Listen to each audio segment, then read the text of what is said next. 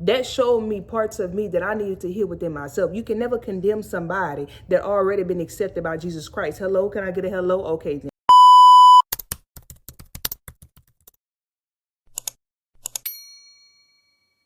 What's up, y'all? Been a long time, I guess, but if you see in this video, then you need to heal, then this video is for you, okay?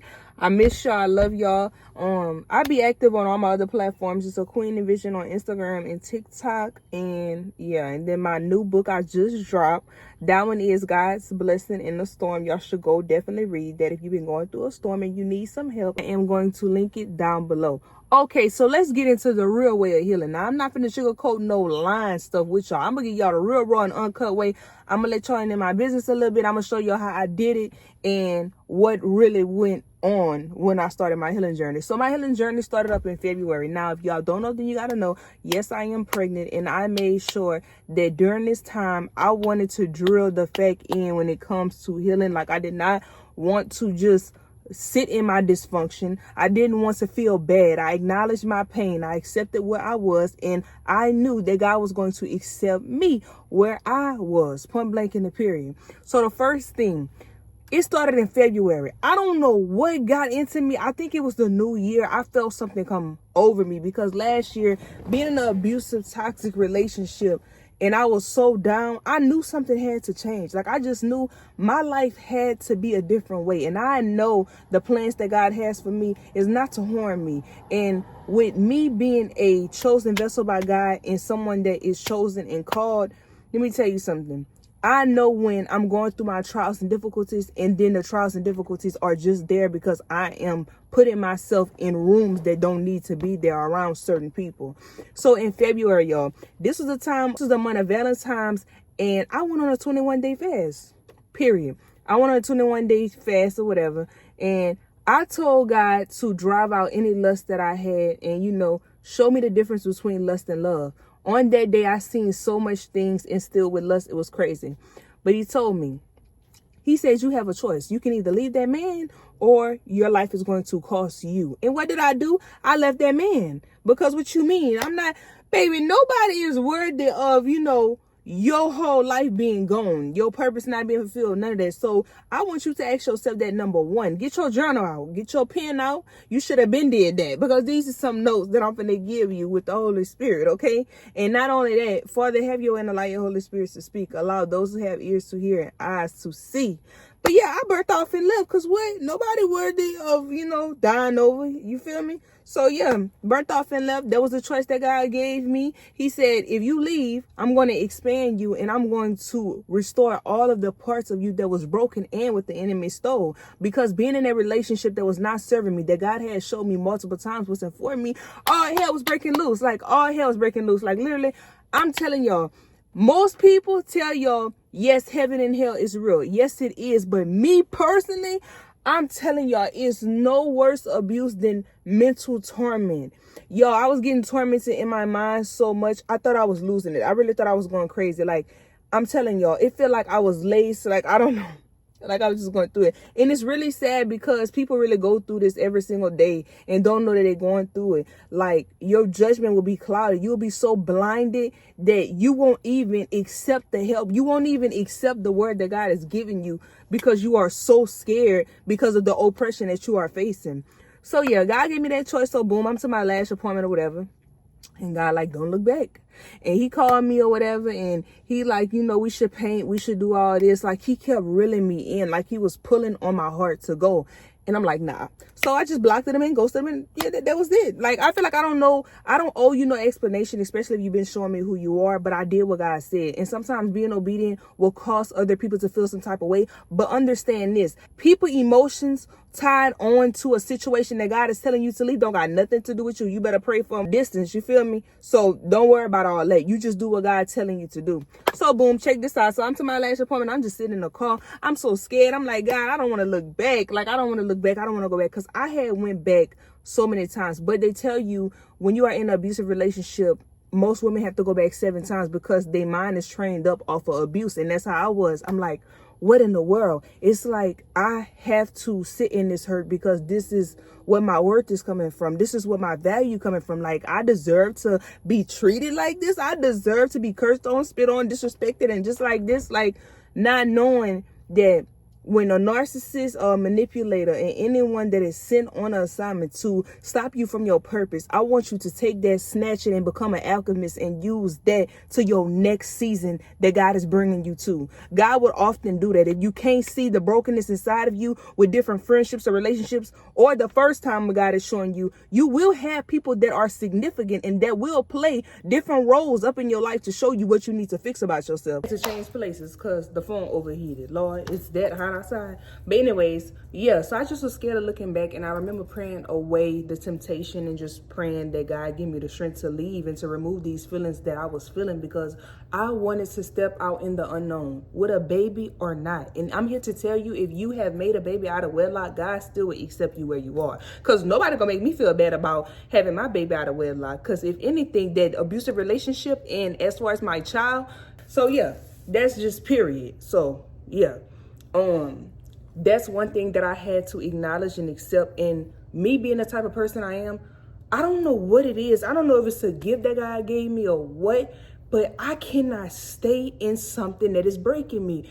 And as I try to break away, the devil did not like that. And he will use that person that I was in a relationship with to destroy me. And I'm not going to lie to you, he did. He definitely destroyed me. But what God do, he rise you up in the presence of your enemies. Now, I do pray that, you know, he come out of the spiritual blindness that he is in, because at the end of the day, when you are oppressed by spirits, you don't know that you are being oppressed when you are allowing different things to consume you. Think that everyone is out to get you because of the spirits that are in your mind is twisting everyone's words. So that person cannot receive the word how they supposed to.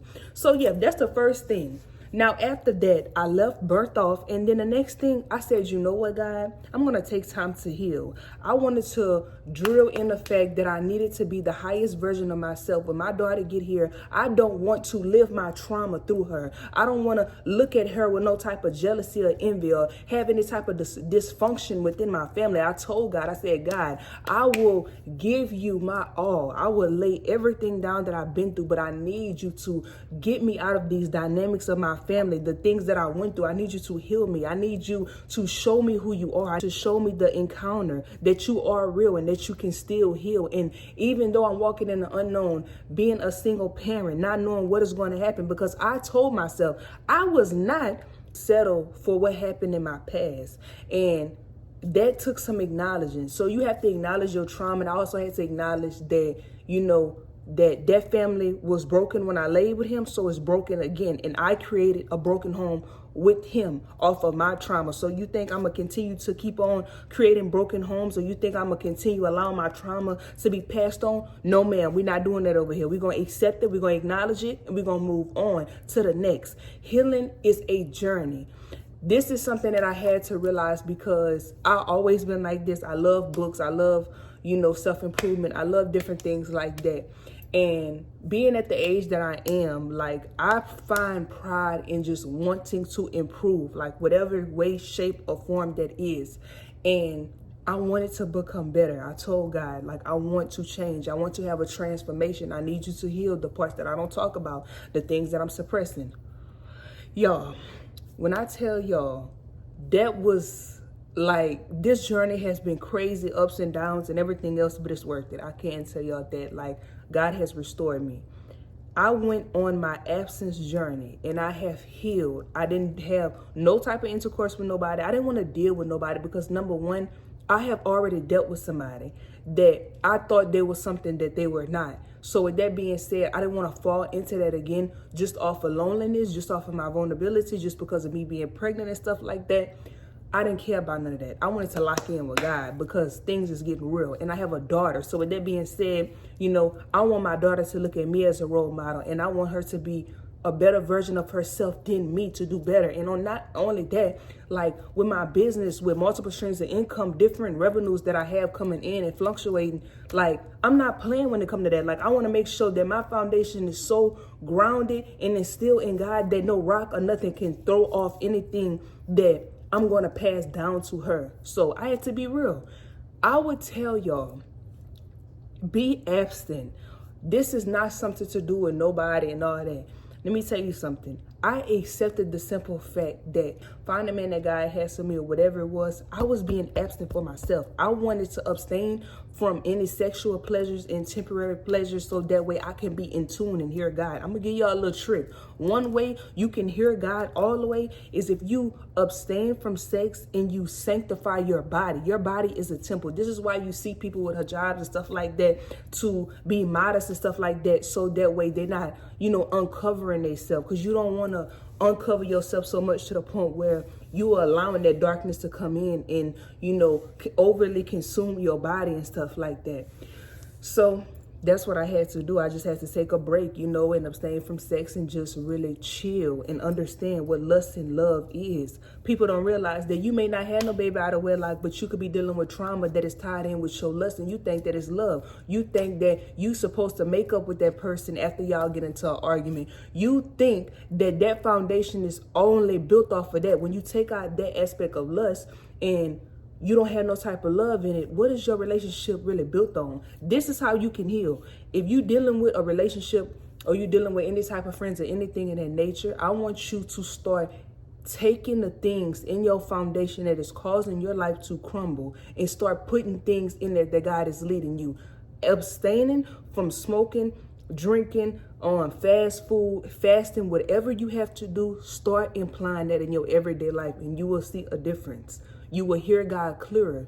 You will understand what your discernment is saying versus your trauma talking. You will understand when the enemy talking versus God.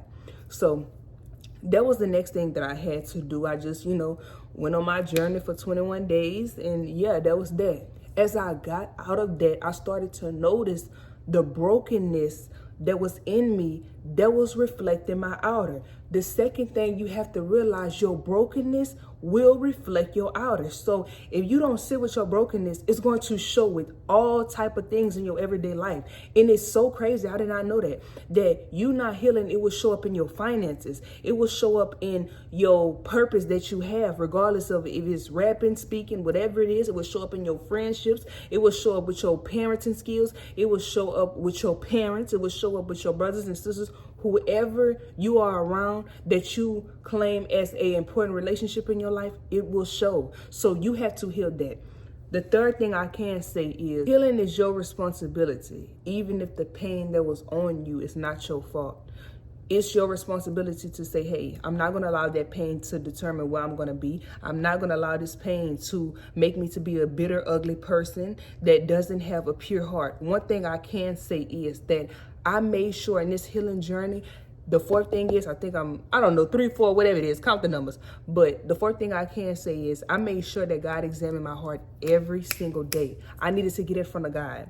I was so thirsty for God. Like I needed to be the woman that was bleeding and touching the edge of his garment. That's how I felt. Like even with my miscarriage, when I was bleeding for 3 months and I just kept asking God to heal me, and I woke up one day and I wasn't bleeding anymore. Like that was a significant part of my life as well. Like I knew that Jesus could heal, but I needed to see the transformation. And I'm telling y'all, if you do these things, you're going to see change.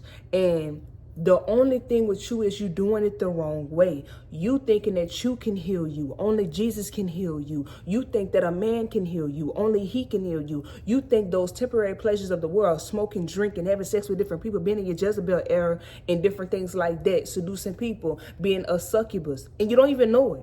For real. Different things like that will cause you to break the parts of you that God is trying to heal to get through to you. And we don't know this because most of us don't have no guidance. Most of us come from dysfunctional families. We just be trauma bonded. We don't really know until we are spirit led. So with that being said, healing starts with you. Healing starts with understanding your brokenness to get to the parts of you that has been suppressed for a long time.